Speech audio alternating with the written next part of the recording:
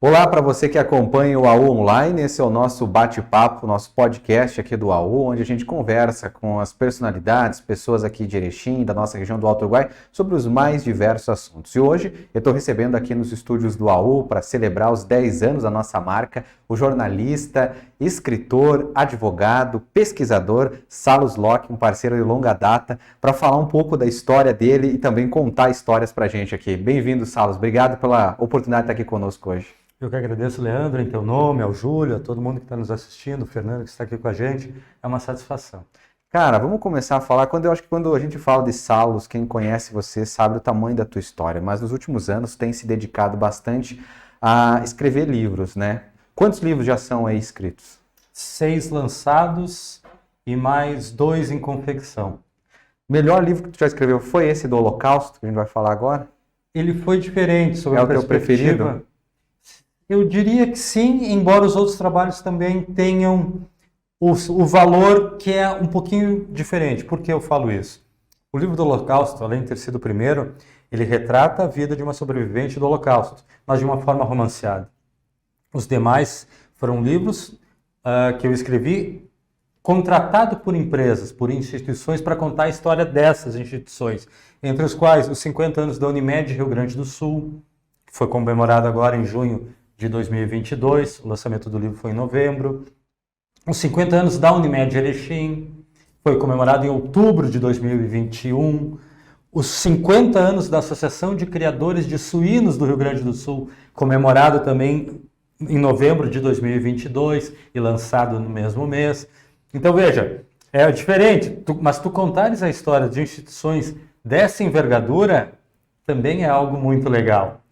No entanto, do Holocausto foi uma pegada diferente, foi um romance baseado em fatos.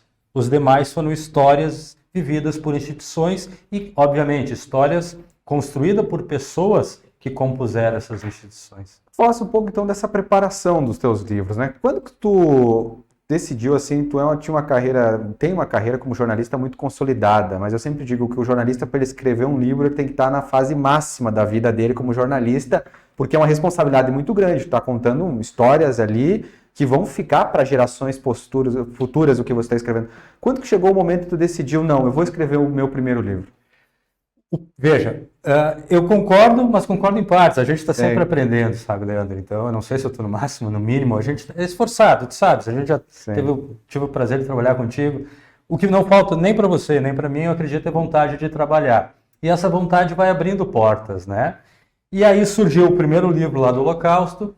E depois, através do trabalho de assessoria de imprensa que eu presto para a própria Unimed, eles me convidaram para escrever. O primeiro livro nessa pegada institucional foi o livro do Hospital da Unimed Erechim. Quando do lançamento, isso já faz 5 anos, já tinha a tenda branca, então talvez o pessoal tenha identificado, o cara mais ou menos, né? E já conheciam pela assessoria. O pessoal, o Dr. Alcides Stumpf, e lá toda a diretoria resolveu, acredito, me dar uma oportunidade. Eu agarrei ela, pesquisei. Todo o trabalho de escrever qualquer tipo de livro demanda muita pesquisa, porque é o que tu falaste. É muito sério. Tu está contando a história de pessoas e instituições. Então tu não pode inventar coisas, tu tem que buscar elementos que te subsidiem para produzir o conteúdo, para construir a tua linha narrativa. E aí tem várias técnicas de contar história, né? O storytelling que se chama. Mas tu tem que se apropriar das informações e a partir disso colocar no papel. Então veja, talvez a Tenda Branca abriu uma porta que não tinha esse viés que hoje não é que eu estou me especializando, mas cada vez mais tem surgido a oportunidade de contar histórias institucionais. Mas a Tenda Branca abriu essa porta, depois veio uma outra, eu entrei e estou caminhando por ela para tentar sempre aprender, enfim, e entregar produtos de qualidade. Quando você vai fazer um livro como esse, dessas empresas, registrando aí a história deles, você ouve muitos personagens, né? Quanto tempo de apuração, uma média de quantas entrevistas chega a fazer assim, para poder ter um conteúdo de escrever um livro desse? Eu tenho trabalhado com uma média de 10 a 12 meses por obra. E veja que interessante, pelo menos duas sempre simultaneamente. Foi incrível. O livro esse dos 50 anos da Unimed Rio Grande do Sul e dos 50 anos da Xurs, um foi lançado na quarta e outro foi lançado na quinta da mesma semana.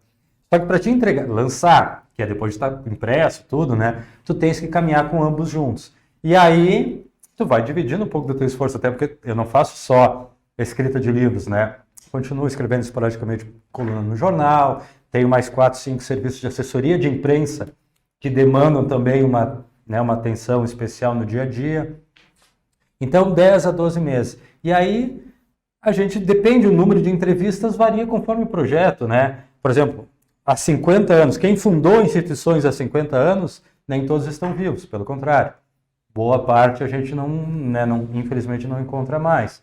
Neste momento, por exemplo, eu estou escrevendo um livro, na verdade é um livro e uma revista, é uma simbiose, né? Dos 105 anos de Erechim, aí tu encontra ninguém, né, lá de trás, porque a colonização de Erechim começou em 1908, a emancipação foi em 1918, 105 anos, infelizmente, pouquíssima gente, né? Então a gente pesquisa muito em obras, atas oficiais, enfim, e simultaneamente eu estou escrevendo o livro dos 35 anos da Unimed Vale das Antas. Aí é diferente. Aí boa parte daqueles que fundaram a cooperativa, que fica com sede em Nova Prata, hoje a sede de Nova Prata ela foi fundada em Casca, estão vivas. Então eu estou tendo a oportunidade de conversar com mais gente que viveu. Então vai depender do tipo de projeto.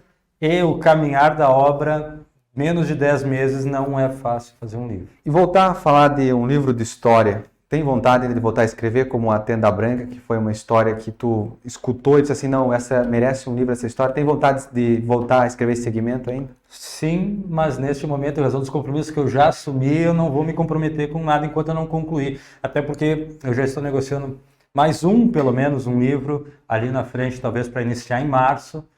Mas para te ver, então tu tem que focar, porque daqui a pouco tu quer abraçar tudo e não faz nada, como eu disse, porque o caminhar, escrever o livro é bom, mas eu também tenho, né, minhas obrigações com as assessorias, enfim. Então, neste momento, um livro de romance, um livro como A Tenda Branca, não vai acontecer, pelo menos dificilmente esse ano. Bom, vamos falar um pouco da tua vida como repórter, principalmente como correspondente internacional. Você viajou vários países, essa é uma paixão que você tem também pessoal, um hobby teu de conhecer com outros locais e agregar o teu conhecimento. Quantos países já de viagem e conhecendo? 36 países. Quase a nossa Glória Maria Erechinense, né? Que agora partiu aí, mas ela é um exemplo. Ela é um exemplo para os jornalistas, né, que gostam de ir atrás, enfim, viajar, conhecer culturas. Mais de 200 cidades em 36 países em 4 continentes diferentes. Poxa vida, qual é o teu país preferido? O Brasil ainda. Não, vamos tirar o Brasil. De todos esses, algum ficou marcado na tua lembrança? Tu sempre fala, vou me mudar para lá quando me aposentar. Assim, ó, Leandro, claro, cada país tem sua peculiaridade, cada cidade tem sua peculiaridade. Na Ásia eu gostei muito do Vietnã. Muita paz, muita tranquilidade. Na Europa eu gostei, por exemplo, da Espanha e Barcelona, digamos. Praia, aquele ambiente, sabe? Mas tem Hungria com Budapeste, tem Praga na República Tcheca, que são cidades onde eu moraria, citando 3 aqui. E aí tem Londres, tem Paris, tem Roma, mas é mais para passear, visitar, não sei se eu moraria. E você tem, para quem não conhece o Saulo, você tem o hobby de tu viajar é bem diferente, né? Você bota uma mochila nas costas e você vai vivendo. Me conta como é que é essa experiência que você optou por viajar desse sistema. Como é que funciona? Eu não diria que foi uma opção, né?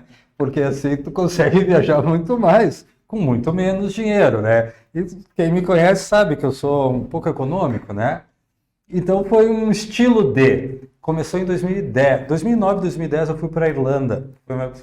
Morei lá. Tu já tinha essa ideia de querer viajar o mundo? Não. Eu fui lá para a Irlanda, saí do Brasil... Tinha recém me formei em Direito em 2008, 2009, metade de 2009 eu fui para a Europa como jornalista para produzir conteúdos e para estudar inglês. E lá é tudo muito perto. E Dublin é a sede de uma companhia aérea muito barata, sabe? Que é Ryanair. E aí tinha voos por 5 euros para Roma, né? Por 10 euros tu ia para a Alemanha, enfim. E aí cada fim de semana, quando não tinha aula, enfim, eu pegava e ia viajar. E aí eu comecei a ver que era bom demais aquilo, para aprendizado, para, enfim, conhecer outras culturas, né? Então fui, e aí não consegui mais parar, embora desde o início da pandemia, em fevereiro de 2020, a pandemia começou em março, digamos, né? Estourou assim aqui no Brasil com mais força. Em fevereiro de 2020 eu estava na Ucrânia, hoje que está sendo detonado, eu estava em Kiev, inclusive fui lá visitar, né, alguns locais históricos, e daí voltei, o Brasil fechou, ficou 2 anos e tanto fechado, e agora eu estou com muita vontade de viajar, mas... Já falou aí como esse compromisso dos livros. Dificilmente, só se for uma coisa rápida, algum bate e volta aqui perto, sabe? Vamos falar agora dessa tua viagem para a Ucrânia, a última viagem que tu fez aí, e como é que depois agora tu vendo pela TV, vendo pela internet, aqueles lugares que você foi, hoje muitos deles não existem mais. Assim, ó, uma coisa, isso é histórico, a relação Ucrânia-Rússia não foi simples ao longo da história, né? Mas a perspectiva do Vladimir Putin é resgatar todo o império, o grande império russo, da época dos czares e tal. Então ele entende, tem toda aquela disputa política, geopolítica, econômica, enfim, dos Estados Unidos, né? Lembra a Guerra Fria, que moldou muitos lugares do mundo que a gente conhece hoje também foram influenciados por isso. E o Putin quer retomar, então, o Império Russo, e aí ele considera que a Ucrânia é deles. Porque a própria Rússia nasceu lá na época da Ucrânia, enfim, lá em Kiev, né? Mas não é simples. Assim, ó, os povos não é que não se toleram, mas tem diferenças. Bom, eu sei que tu é um apaixonado pelo Brasil, né? Você já falou o melhor país para você é o teu aqui, que é o Brasil. Mas tirando o Brasil, o povo mais carinhoso que você mais gostou de conversar, de conhecer, tem algum que tu diz assim? É os vietnamitas também? Mas assim, não foi tão fácil a troca enfim, porque nem todos lá falam inglês, né? Mas eles são muito cordatos, muito gentis. O tailandês é conhecido como o povo do sorriso, né? Eles sorriem para tudo. O vietnamita é muito gentil, assim, mas não houve...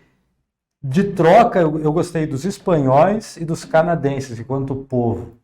Assim, em regra, e já me encontrei com mais de, talvez 20, 30 de cada um deles nessas viagens que o cara faz, porque a vantagem porque tu falaste, bota uma mochila. A mochila representa uma viagem mais despojada de luxos, enfim. E isso envolve também tu ficar em hostel. Hostel é tipo albergue, que tu, por exemplo, divide o quarto com 8, com 10, com 12 pessoas de qualquer lugar do mundo, japonês, chinês, né, francês, português e espanhóis e canadenses. Foi nesses encontros que eu vi que esses povos, eu não sei, talvez tenha sido coincidência, mas eles são muito legais, muito francos, então, e fiz bons amigos. Alguns também, que eu mantenho relação até hoje, alguns croatas. Então são povos que... Tem algum país ainda que tu tem vontade de conhecer e não conheceu ainda? Tu tava assim, eu tô colocar na minha agenda, próximo eu vou ir para lá. Tem muito. Eu gostaria de conhecer todos os países, né? Só que não é tão simples. Mas o Egito eu não conheço. Tu foi para Marrocos, né? Tu me falou ali perto, alguma coisa, né? Mas o Egito, a Índia, que é uma cultura completamente diferente da nossa. Talvez, né, num primeiro momento o cara pode ficar meio assustado, mas é entender isso que é o bom de viajar, é tentar entender a cultura, porque aí tu se despe, sabe, tu tira alguns preconceitos, algumas coisas. Por exemplo, uma viagem que mudou a minha vida, Auschwitz, né? Ali a gente vê como tu dá valor para coisas que talvez, sabe, fica se apegando em... Então, porque o que aconteceu lá, Auschwitz foi o campo de extermínio, onde foram mortos mais de 1 milhão de pessoas. Na Polônia, né? Foi construído durante a ocupação, né? Os alemães ocuparam a Polônia e construíram Auschwitz e outros 5 campos de extermínio na Polônia. Por que a Polônia? Porque era mais ou menos no centro, tinha linhas férreas que facilitavam esse deslocamento, e lá eles mataram... Bom, 6 milhões de pessoas foram mortas durante o Holocausto, durante esse período da Segunda Guerra Mundial, 39 a 45. Boa parte delas foi morta na Polônia, e muitos desses judeus poloneses, inclusive, né? Então, as viagens te mudam por causa disso. Tu conhece povos diferentes, tu estuda o que aconteceu naquele local, e aí tu assimila como bagagem para a tua vida. E aí tu tem a oportunidade de rever alguns valores. E, sabe, então talvez acho que isso me ajudou também a gostar tanto de ir atrás. Sempre se reinventa e olha o outro de uma maneira diferente. Falou que Auschwitz mudou a tua vida. Quando chegou lá, foi um impacto ver de frente a história que sempre é contada nos livros? Assim, ó, só quem... E eu recomendo, claro, quem gosta, quem quer e quem tem oportunidade, vale a pena.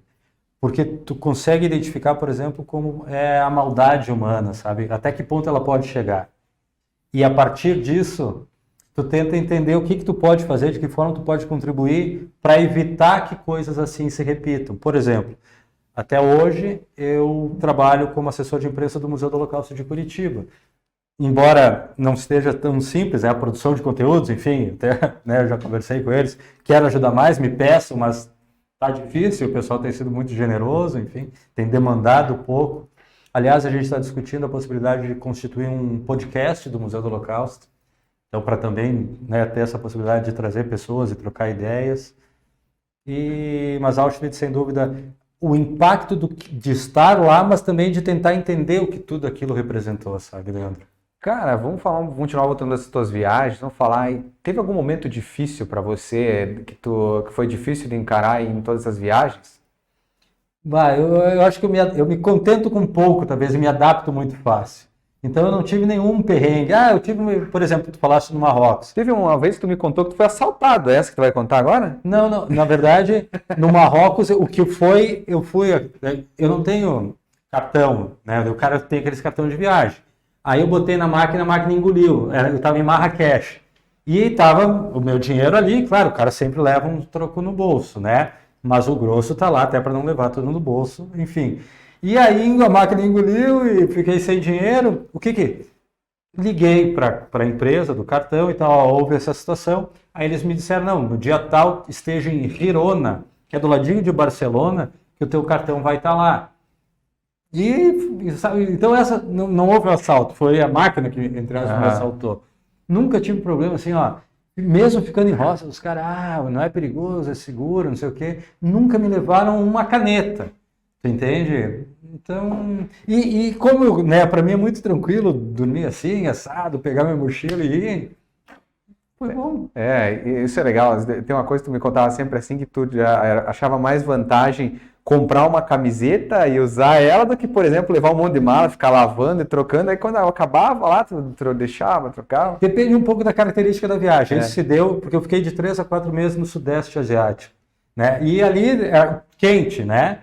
Aí sim, eu usava enquanto dava, depois trocava, 2, 3 dólares, enfim. Era muito barato. Lá é muito barato. Por isso também, eu acho que também por isso eu gosto muito do Vietnã. Com 10 dólares, tu fica num lugar sensacional. Enfim, com café da manhã, tudo, gasta pouco. Na minha época era menos ainda, tá? Hoje eu estou falando de valor atualizado. Mas eu cheguei a gastar menos de R$15 por diária nesses hostels com café da manhã lá na Ásia. Então, veja, faz 15 vezes 30, R$450 por mês. Bem fácil. Bom, muitos jornalistas jovens estão assistindo a gente, escutando agora, e sonham um dia fazer uma jornada como essa que você... O que o cara tem que ter vontade, como tu disse, coragem? Estudar um pouquinho de inglês, porque inglês é a língua que te abre algumas portas. Mas veja, boa parte dessas viagens, à exceção daquelas iniciais lá de Dublin, onde eu fui experienciando, boa parte das demais eu já fui com um objetivo que era de produzir conteúdo. Por exemplo, eu cheguei em Auschwitz. Minha primeira visita a Auschwitz foi em 2015, porque eu tinha que fazer uma matéria para a revista super interessante. Aí, sabe, boa parte das viagens hoje, e aí eu troco entre aspas, né, mas trabalho pela experiência. E aí eu vou produzindo conteúdo. Fui 2 vezes a Israel também com essa perspectiva. Enfim, visitei a Romênia de cabo a rabo para contar a verdadeira história do verdadeiro Drácula, numa matéria produzida para a revista super interessante. E isso é legal, só que agora cortou, né? Porque faz tempo, como eu disse, que eu não saio. Mas a gente trocava ideias. E o que tu acha de a gente fazer uma matéria assim lá com o editor da Super? Agora até trocou o cara, a Super deu uma redimensionada no negócio. Mas a gente ia criando junto, sabe? Ou até mesmo eu oferecia. Que lugar que eu quero conhecer? O que tem lá? Aí o cara já preparava uma pauta para produzir no determinado lugar, sabe? Saulos, tu é um cara ainda jovem no jornalismo também, né? Perto de tantos nomes aí que a gente tem com referências internacionais que fazem o mesmo trabalho que você. Mas nesse meio tempo já de tudo jornalismo, tu passou por muitas fases, né? Tu passou lá no Jornal Impresso, quando o Jornal Impresso era bastante, no rádio, na assessoria de imprensa, até um pouco televisão, agora esse mundo da internet de conexão. Como é que tu tá vendo essas mudanças no jornalismo?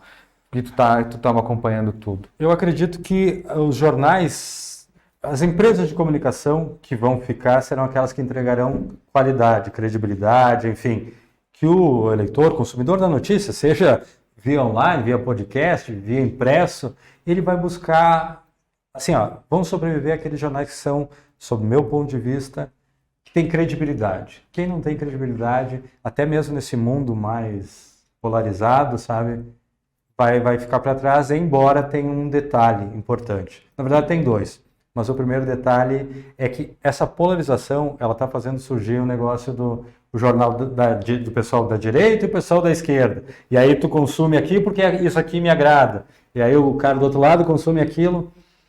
É que assim, a gente foi, né, Leandro, a gente estudou jornalismo, enfim, foi ensinado que tu tem que ser imparcial, em tese, né? É difícil tu seres imparcial 100%, mas tu tem que trazer o que é. Isso está sendo prejudicado, mas eu acredito que é isso que no futuro vai sustentar as empresas de comunicação.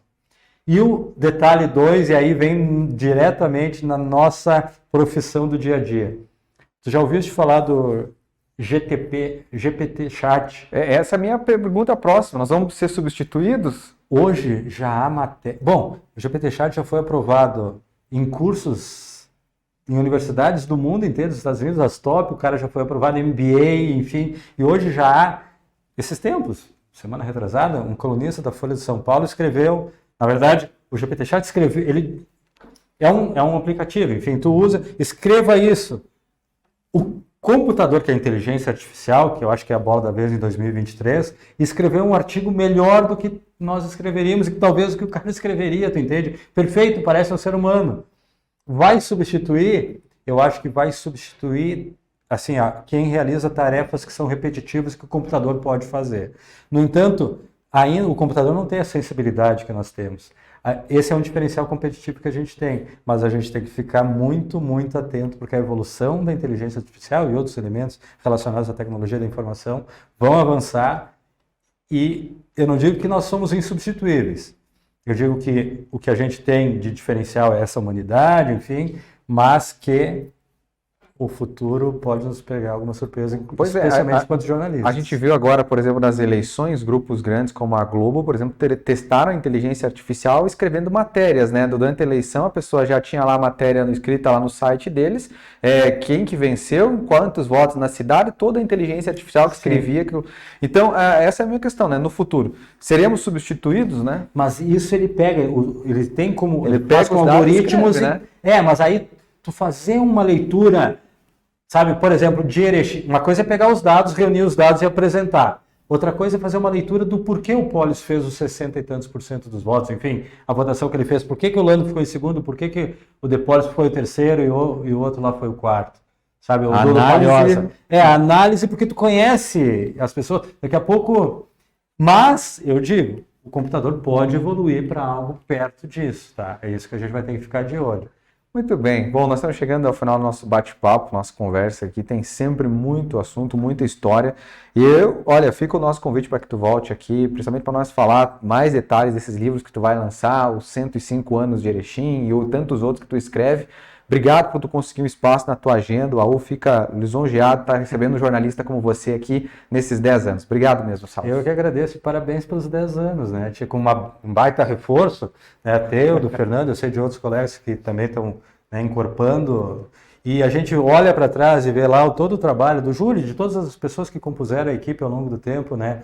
É bonito, é bom que nós tenhamos veículos de comunicação como a AU, sabe? A gente, quanto mais gente boa no meio, melhor para nós profissionais e para a população que consome conteúdo. Tem rede social para quem quiser acompanhar teu trabalho, alguma coisa, ou tu não tem rede social? Tenho. Embora eu tenha postado pouca coisa, tu sabes que eu gosto também de fazer algumas fotos, então tem lá no Instagram, @saloslock, tem Facebook, tem LinkedIn, enfim. Também o Fernando vai colocar o link na tela do Instagram para você seguir o Salos. Obrigado mais uma vez, Salos. Eu que agradeço a oportunidade, um grande abraço. Valeu! Gente, o nosso bate-papo de hoje está ficando por aqui. Você pode rever lá no YouTube e também logo mais no Spotify. Um abraço para você e até mais!